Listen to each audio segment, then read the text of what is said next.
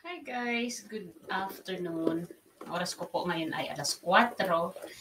At bago ako guys mag-start ng aking vlog, katatapos ko lang talaga magpakain sa aking alagang matanda. Super pagod. Kasi kanina pa ako nakatayo. At yun, natapos na ako nakangiti. Kasi guys, meron akong regalo. Ayan o. Ayan o guys. Ang cute no? Tingnan niyo ang cute. Diba? So, ang cute niya talaga. As in, nagustuhan ko. Ayan. Pasensya na ha. Ipainggit ko kasi sa tuwa. Natuwa lang ako. O, ayan. O. Ang cute, no? So, pwede siyang i-backpack. Pwede siyang backpack. Okay. I-try natin. Pwede siyang backpack. Gawin natin guys yung background muna. Para makita din nyo yung backpack. Ayan o. Pwede siyang backpack. Oh.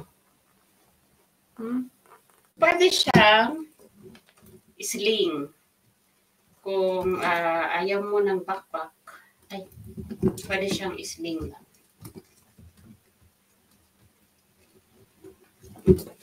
Ito guys, oh. Ganyan. Oh, di ba? Pag ayaw mo mag-backpack, pwede mong iganyan. Hala, ang cute. Ang cute, guys. Ang cute. Yeah.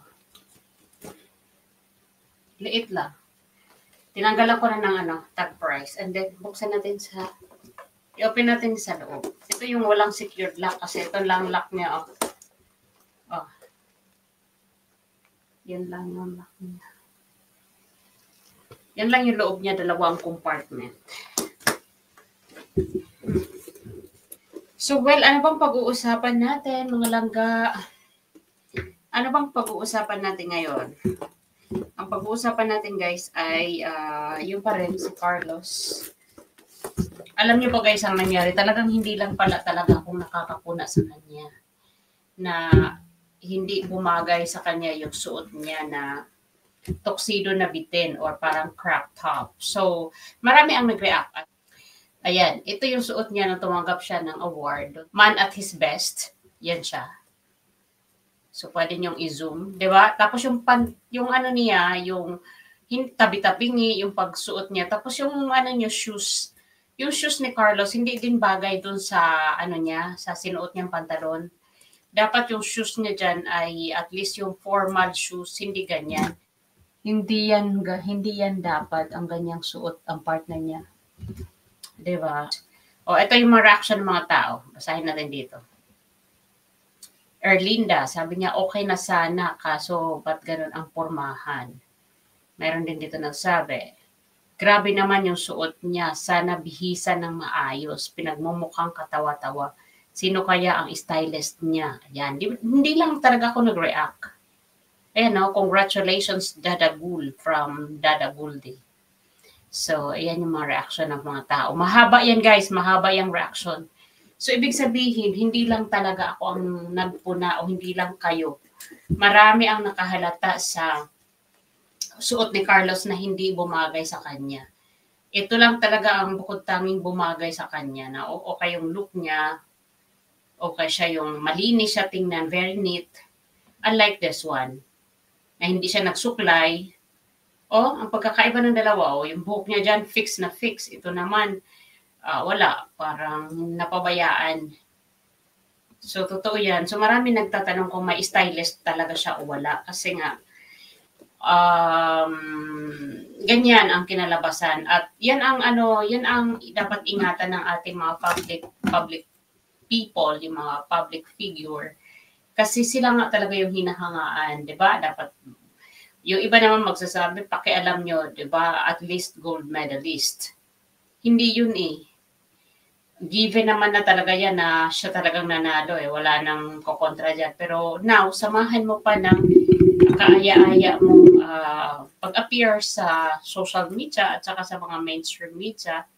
Kasi it will add up more to your credibility and to your personal relationships sa PR mo sa tao. Kasi if you are a public eye, you need to improve your PR. PR is your public relationship.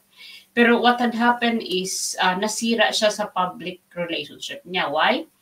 Because sa controversial na binabato siya dahil nga doon sa nanay niya na ang dami namang nagkasala sa mga magulang. Ang dami namang, sabi ko nga sa inyo, yung si Alex Gonzaga, public eye din siya. Sinasagot-sagot niya yung nanay niya o pinaprank-prank niya lagi, di ba? Binabatukan siya, sinasabunutan. Pero wala tayong narinig kay Alex na binalahura niya ang nanay niya sa live o sa mga content niya, di ba? Never. So now, another is yung plinas ko nga sa inyo na isang araw na si President Rodrigo Duterte dahil sa na-expelled siya sa San Beda dahil namaril siya. At alam niyo ba guys yung binaril niya? Lolo, great-great-great-grandparents ko yon dahil syempre Goko yon. At isa yan sa well-recognized sa Goko clan, yung binangbang ni Duterte nung kapanahunan nila sa College of Law. So Goko yung kanyang kaaway. It's my surname. And sa clan ng mga Goko clan, he is recognized. So pero look at Mr. Duterte. Lumukod siya sa nanay niya. Siya parang brat boy, di ba? Brat boy, actually. Parang brat boy talaga si Duterte. Pero kaya niyang ibaba yung ego niya, kaya niyang tanggalin yung mga galit sa puso niya nung mga pinapagalitan siya ng nanay niya. And he knelt down to ask forgiveness.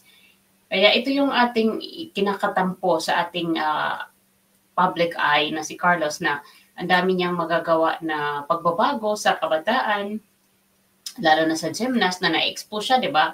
Kamakailan lang kahapon nakita natin siya sa Toyota, sponsored yata ng Toyota, nandun siya nagte-training ng mga bata o nandun siya sa training center ng mga bata sa gymnasts.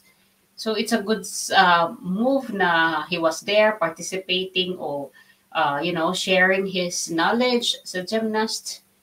Kaya lang hindi talaga nawawala yung tampo ng mga Filipino na sumubaybay sa kanyang journey kasi nga hindi pa rin niya talaga ginagawa yung public demand.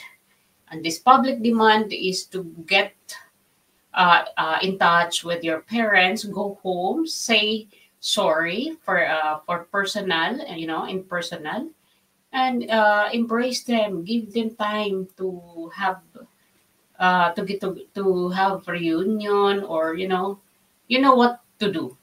You are old enough. You don't need to listen to our dictation what's the next to do. And you don't need to listen all the time or follow the command of your girlfriend all the time. Kasi noon naman nung lumalaki ka, hindi mo naman siya kasama. Ngayon lang, instant lang siya sa buhay mo. Ngayon lang. At anytime, pwede ka niyan iwan. Dahil siya yung nakikita kong girl na kapag hindi na nasunod yung gusto niya, yun ang nakakatakot. Kasi baka dyan na magkaroon ng problema. Dyan na kayo magkaroon ng, doon na kayo masusubukan. O dyan na mag-umpisa yung susubukan yung inyong relasyon kapag hindi na nasunod yung mga gusto niya. Kasi inispold mo, o pinabayaan mong siya yung magmando sa buhay mo. So, kapag may mga favor siya in the future na hindi mo na nasusunod dahil nagsawa ka na o siguro na pag-isip-isip mo na hindi na ito tama. Pero kasi, ngayon pa lang, you have to be ready sa mga susunod na steps o journey na mangyayari sa buhay ninyong partner. Yun lang naman, yun ang ikinatatampo ng mga tao. Kaya kung gagawin mo lang siguro yan, Carlos, na magpakumbaba na, tama na yung alitan, tama na yung tampuhan, tama na yung pagtitiisan ninyong mag-ina na who will be the first one to, make possible meet up physical. Is it your mom or you? Hindi mo yan makukuha sa nanay mo. Dapat ikaw talaga dahil ang nanay mo ay nanay mo pa rin yan. Dapat mataas ang respeto dyan. So, huwag mo nang antayin na lumayla pa ang lahat. Kasi sayang naman yung mga napundar mong mga effort mo to get that title, tapos ganyan lang, mawawala lang sa limelight because of sometimes wrong decision natin sa buhay. Kaya tingnan mo, you're so much affected with your girlfriend. Parang wala siyang pakialam sa nangyayari. Para bang ang sa kanya lang, kahit nasasaktan ka, is basta enjoy siya. She doesn't care you, di ba? Kasi yung mga picture taking nyo nga na nasa event kayo na out of place ka o parang napag-iwanan ka sa isang table na wala kang kausap habang yung girlfriend mo nag-i-enjoy sa pictorial sa mga sikat. So, parang naging nahuli ka ng camera na you're not really happy. Kasi tama yung sinasabi ng isang attorney na hindi talaga natakpan ng salapi at ng kasikatan at ng ng mga incentives mo o mga material wealth mo, yung ugali ninyong dalawa. Kahit gaano ka limpak-limpak na papremyo ang natanggap mo, hindi talaga natakpan yung pag-uugali nyo. Nangingibabaw pa rin, kumbaga umaalingasaw pa rin yung ugali nyo, kahit marami na kayong pera. At nakakalungkot. Pero ikaw lang nito ang makakapagbago. Lahat ng mga binabato ng mga tao sa inyo, magkopol, lahat ng accusation nila o mga pambabatikos, madali lang ito palitan. Doon sa una, kung mainit man siya ngayon, yung issue, pero alam mo kung magpapakababa ka lang, Carlos, magpapakumbaba ka, pupuntahan mo ang magulang mo, pakita mo sa mga tao na nagbago ka, hindi nagbago ka na o ka na sa mga ulam mo, naalala mo na sila talaga yung original na nagmahal sa'yo, hindi lang yung ngayon. Bago ka pa magkaroon ng Chloe San Jose, ang original na nagmahal sa'yo, nag-aruga are your parents. Baka sakali, madagdagan pa yung PR mo sa mga tao. Nagkakagulo na ang buong mundo, kailan ba tayo mapapatawaran? Antayin pa ba natin, nasa bingid na tayo ng mga sitwasyon na hindi na natin kayang gawin yung mga dapat natin gawin? Ang daming naghahanap ng nanay, samantala ikaw may nanay ka pero hindi mo man lang naaalala. Ang dami talagang naghahanap ng nanay. Tapos ikaw na may nanay ka, may nanay din yung girlfriend mo. Wala, binabaliwala ninyo. Kaya dyan ang tao nagtatampo. Anyway, maraming thank you. Pagod ako kaya hindi ko to hahabaan hanggang dito lang. Pero meron akong reaction sa susunod. Okay? Magpahinga lang ako at i-enjoy ko muna yung aking small, beautiful bag. Ayan, napakaganda. Thank you for watching.